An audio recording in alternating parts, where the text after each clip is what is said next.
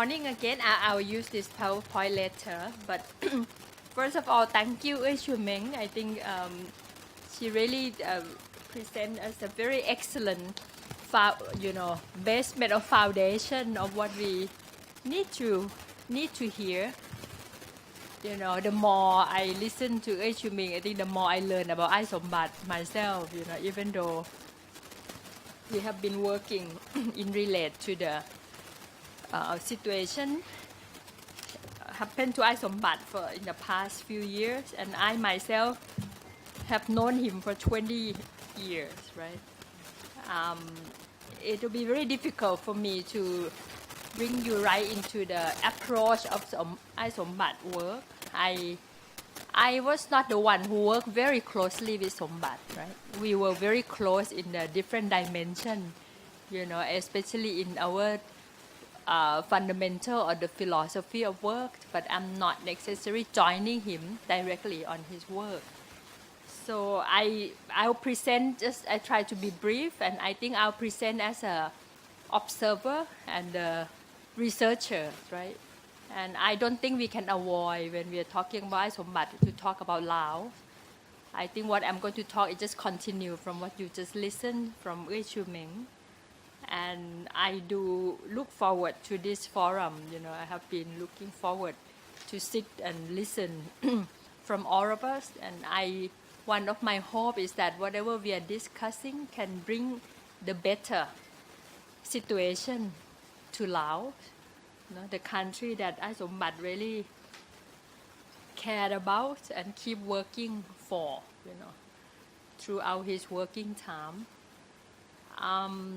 I think what I'm going to do is to bring you some direct experience that I have, in our working history, also together with Sombath. I will not show this for now. I mean, just you can just put that first picture there, but let me just bring the history back a bit. I met Sombath in 1992.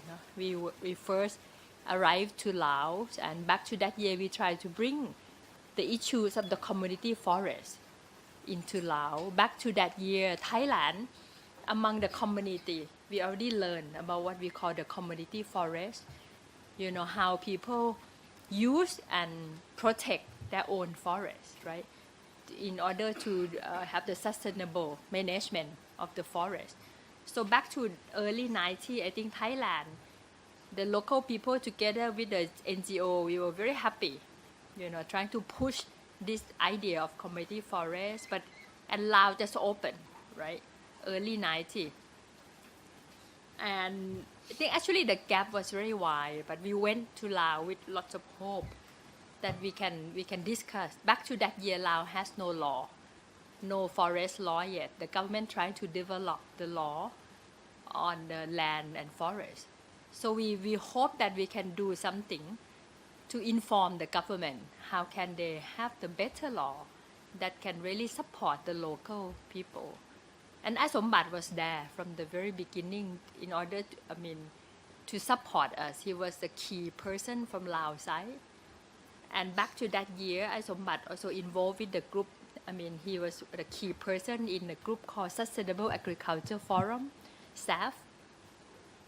And then in 1993, when we were able to set up the unit called the Community Forest Support Unit, right within the Department of Forestry in Laos, I was there as an advisor of this unit.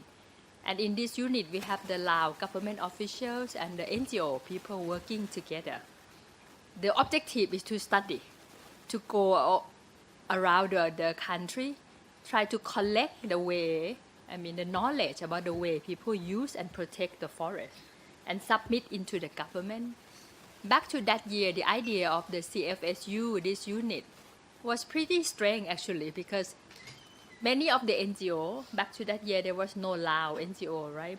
All international NGO prefer to work in the province, right? Directly with the local people in the issue they've been working. To influence the policy was something pretty new, and I remember it was denied by many of the group.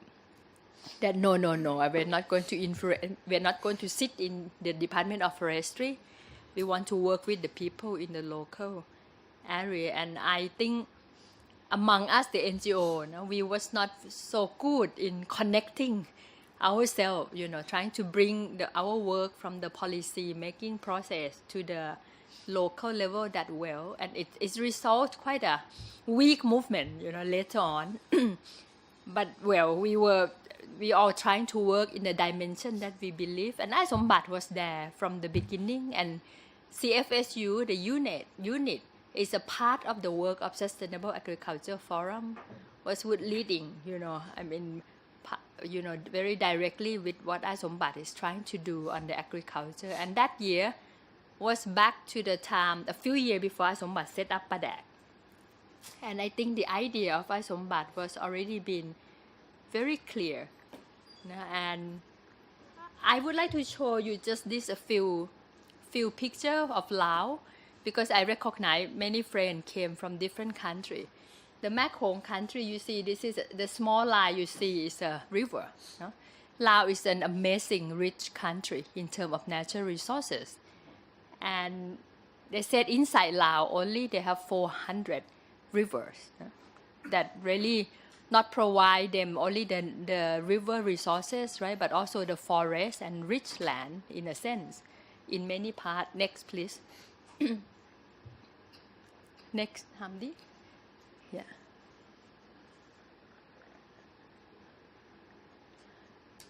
Next slide.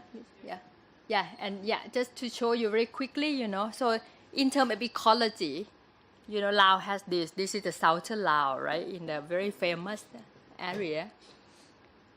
River, the Mekong River, and this is the tributary, the Tern River. They're surrounded by also a very thick forest. Next, please. Yeah, you see this normal scenario. This is what Laos look like. Next, please. Yeah, they have rice field. Even they have only like maybe 20 to 30% of the lowland, right, to grow the lowland rice. But people practice the upland rice. And along the Mekong River, this is the agriculture, the free land, every dry season. Yeah.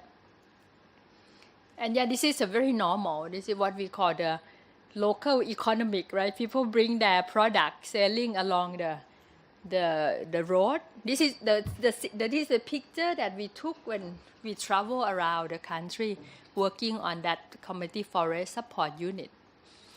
And unfortunately, if you're talking about the history of the Lao development, only looking at the forest and land issue, when we start our work in 1993, to combine the forest, agriculture, and livelihood of the people together, Lao just passing the logging era, right? They opened their forest area for the logging to sell, when they opened the country, right? And adopt the open market economy. It's starting from the logging era. From the logging era, they adopt the idea of the land forest allocation to try to trade, try to make the money or the benefit from the land forest area. So from that logging era, it became land forest allocation, and then the plantation era. And that's only 15 years of the development, right, from the mid-1990. So Laos, back to early 90, as you Ming also mentioned about I Sombath family, 80% of the Lao people seek from the forest directly. They eat directly from the natural resources, right? They will go in the morning to the forest, get food, come out. That's 80%. And this is amazing, right? This is the old world in the present time of you still have that very native community in that very high percent in Laos. But come to the end of 2000, I was reported that from 70% of the forest cover is only 35% left. I'm not even believe that Laos have that much forest cover now. It's mostly gone within a shorter time than 2 decades. And this is a very bad, rapid pace of losing. I show you the next few slides, the picture of the plantation that now they're facing, right? We start monitoring the situation of the eucalyptus plantation. This is the area of the Japanese in the central Laos. Next, please. And and then later on we observed all over the country, you have lots and lots of the company from outside to invest on the forest land. Next, please. A few click. So you see, this picture, right? The Vietnamese, the southern is the Vietnamese. And this is 50 years concession, right, for the plantation, eucalyptus, rubber. Next, please. And this is very quickly. This is a data from 2012.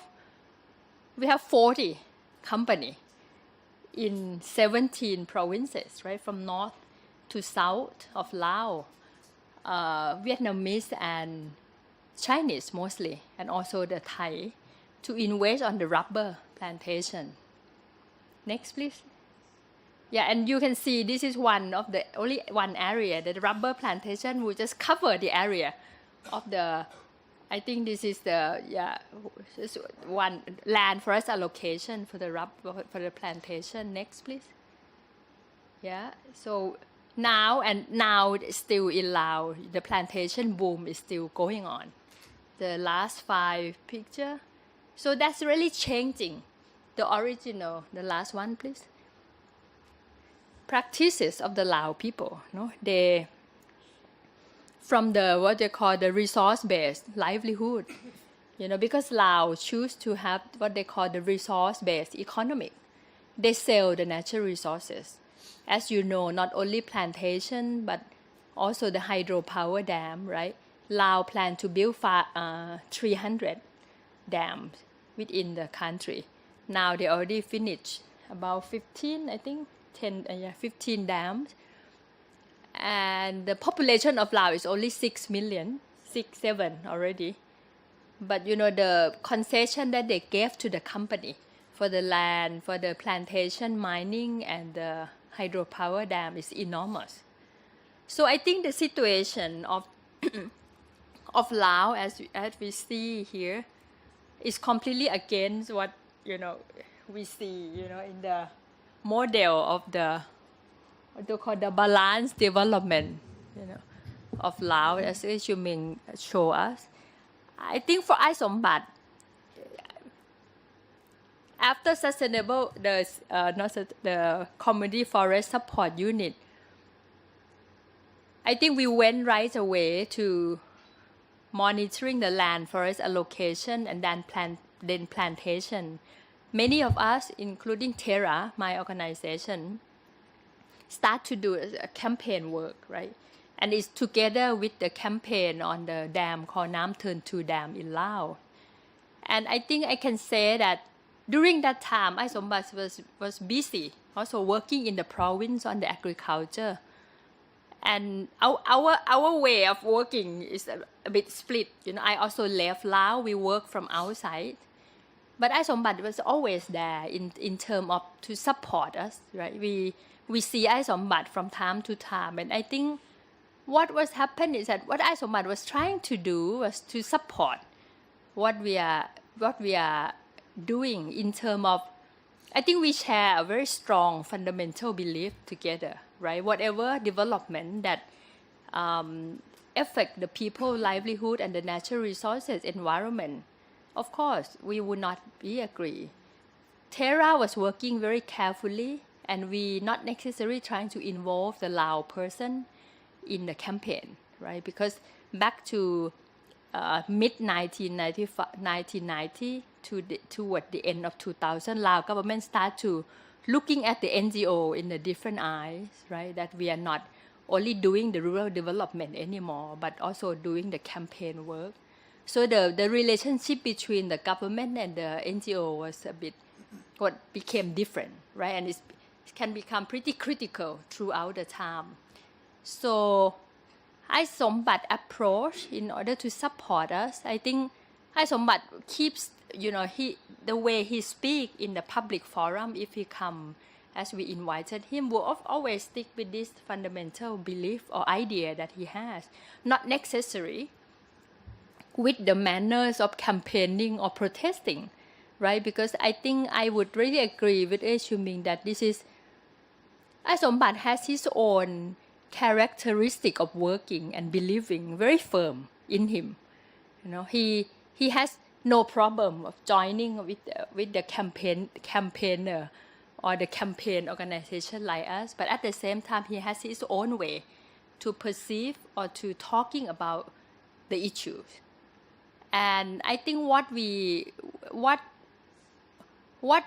keep pushing, Tara was trying to do this until 2012, right before I left the country, trying to inform the government that the governance, that this is the topic of my talk, the governance in relation to natural resources should come from the understanding of the government, about how people use the natural resources, right? How do they use it? And if you want to solve the problem, you have to solve the problem or support people with your own knowledge. The problem in Laos is that they lack of knowledge, right? They don't have the information in hand, right? Lots of development model came from outside, and that's mostly the mainstream development, that geared toward, getting more money by selling the natural resources. So what we still keep encouraging is not to educate the local people, but educate the government, right? The government the official need to learn from the local people. And that's what we keep pushing. And I think with this line of working, we can basically get the support from a person like I Sombath, who is a very rare person. We really need more people like I Sombath. And I remember that in some particular thing that nobody can do, but I Sombath will be able to support us. Early 2000, the group of the senator went to Laos, the Thai senator went to Laos to talk about Mekong River. And the discussion between the Thai senator and the Lao government was not very smooth. Lao government simply said to the Thai senator that you go back and look at yourself. You are the one who destroyed the Mekong, not us, something like that. That up to that very bad situation, I asked I Sombath, can you host us for one dinner after the meeting? And I Sombath said, yes, for sure, why not? And I think the dinner and meeting with I Sombath was really in some sense heal the feeling of the senator in terms of you can still talking about these issues, the Mekong issue, with some of the Lao person who understand the situation and understand why the Thai senator want to talk to the Lao government. And in this particular role, I think I Sombath already he always able to absorb us. And so I think, I don't know if I can call this the approach, but I think in Laos, we're still in the middle of the situation of struggling, and we do need more person who share the same characteristic of I Sombath. I'm not saying that I Sombath is the only person in Laos, but I think this is a task of all of us to look for the people who still touch the ground, right? I think I have seen numbers of the people like this in Laos. I have seen the forester who came from their own village, right? That have lots of forests, and they do understand what we are talking about. I think we still need to do this work to carry on what I Sombath has been trying to do and trying to support us. Okay, I try to make this short and 20 minutes. That's the shortest I can do, but we can discuss more later. Thank you very much. Thank you.